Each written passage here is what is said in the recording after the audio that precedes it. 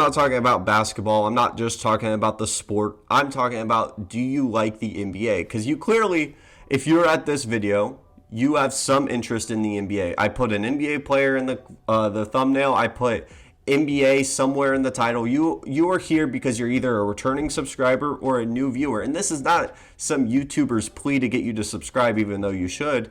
But I'm more or less wanting to make an entire video about this conversation of, do you truly like the NBA, or do you just like talking about things that you dislike?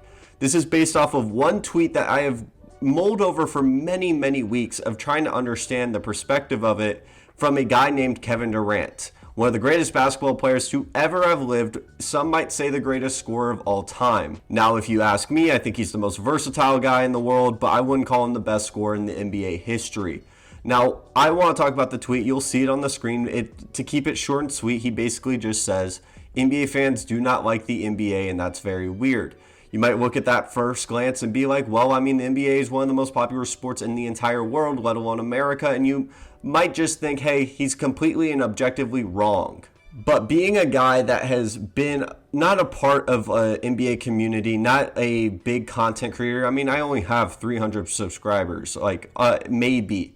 And I continually just think about it as I grew up with my day-to-day life was just enjoying content made by NBA content creators, or being on NBA Twitter, or watching guys like Cash Nasty, Los Polos. I could keep naming guys. We can talk about Dom 2K and the Three Kings of New York. I understand some of these guys are 2K guys. Some of these guys, such as Rusty Buckets, like I have watched all these guys from a very young age and all the way through high school, some even middle school. And by all means, I take inspiration from these guys. They're the reasons why I even wanted to make a YouTube channel. But I'm saying from the perspective of I've seen I remember watching live tweets of all these creators going nuts over the 2016 finals when the Cavs came back from 3-1. That was peak NBA Twitter, in my opinion, was seeing the reactions from game to game, coming back from 3-1, and then it actually happened. I remember staying up late watching live streams all the time. And it's crazy to think how old I've gotten and how much I've grown since then. But that's not what I'm here to talk about. I'm here to talk about the shift that has happened throughout NBA Twitter, and I am trying to understand and give a different perspective of why Kevin Durant would tweet something like that, and kind of justify why he would say something like that, because I slightly agree with him. Now, let me talk about where I disagree real quick, and then I'm going to give examples on points on why I think he is completely right and objectively correct on when he tweets out that maybe NBA fans don't love the NBA as much as people want it to be. First thing I disagree with, he's talking about a small subsection of fans, in which we're talking about the social media guys. We're talking about the fans that call each other casuals as an insult, which by all means, if you're a casual NBA fan, from one former casual guy, it's not a big deal. Just enjoy the sport. Enjoy a guy dunking a basketball and watching peak athleticism for guys that are 7 feet tall. I am 5'11 and 3/4. Listen, I enjoy a tall man dunking a basketball just as much as the other. It's okay to turn off your brain and not understand all the minute details of what is going on. Basketball is meant to be for everybody. Enjoy the sport. Don't let somebody calling you a casual actually hurt your feelings, because they are just wrong and annoying. And trust me, they're just trying to make themselves feel better. But when Kevin Durant is talking about this, I think he is talking about guys that specifically are just diehard NBA fans, or they say they are. They're a part of NBA social media. They're on NBA Twitter, Instagram, calling people out and responding to any tweet by Bulls Got Next or Dr. Guru. These are the big NBA troll accounts, or trying to be actual analysts, or just tweeting things to get clicks and views. You have super followers. You have all these different things. And they're one of the loudest groups because they're in large masses. And then you have the fans that have accounts dedicated to certain players that will defend them and slander other players and just not accept the fact that we're enjoying peak basketball. And it can happen with LeBron fans. It can happen with Trae Young fans. It can happen with Luka fans. You have just these mass fandoms, and it's the same concept as maybe anime fandoms where the fans ruin the sport. And I understand Kevin Durant is looking from the outside perspective as one of the most hated athletes for a long period of time because of his move to the Warriors. I completely understand that. I wasn't a fan of the move either. But now it's started this entire hate train of NBA fans who consistently, no matter how cool something may be, someone's got to hate on it. And then there's an entire growth of just people continually agreeing and the trolls become real. Not to mention, I'm not even going to talk about NBA TV and the things that are being said on national television, because that's a different entire video. I'm talking about this new media that Draymond Green and, I don't know, Patrick Beverley want to talk about. This is a new growth of like a community. Everyone has an opinion, and that's completely okay. But at some point, you start to watch this group and a growth of people basically hating on anything that comes out. So at one point, do you say that you're a real fan of the NBA? And I think the best example of all of this is the bubble season. I thought for the bubble I could sit on a light bubble. I want to give like the best example of why I feel like the bubble is a good example on why NBA fans don't really enjoy watching the NBA, or are fans of the NBA, or more fans of just hating LeBron James. Listen, I want to get all this context out here before, like, y'all have never seen my top 10 list. Y'all have never seen what I feel for the greatest of all time list or the argument. Y'all don't know my opinions on that yet. And I fully would love to make a video about it. And if you want to ask, I'll answer in a comment if I have to. But here's the thing. I do not think LeBron James is the greatest basketball player of all time. But damn if he's second. And that's completely understandable and okay. And I'm not mad at you if you have him number one. This is not what we're here to talk about. But if you're going to discredit the bubble season and just say, damn, okay, well, they're in a bubble, so why would this count? This is not true NBA basketball. And you watch it and you're just looking at this, and we were at that time, you got to understand, like, at least in my perspective, like, during that time and during everything that was going on, I don't want to get knocked down by YouTube and say specific words, but we all know what 2020 was like for everybody. It was a mess. It was one of the toughest years for so many people, and damn if sports don't help.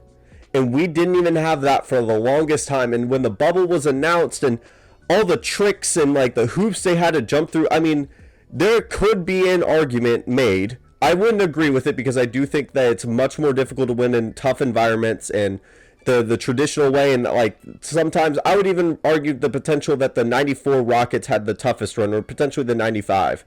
But at the end of the day, that was a difficult situation to handle.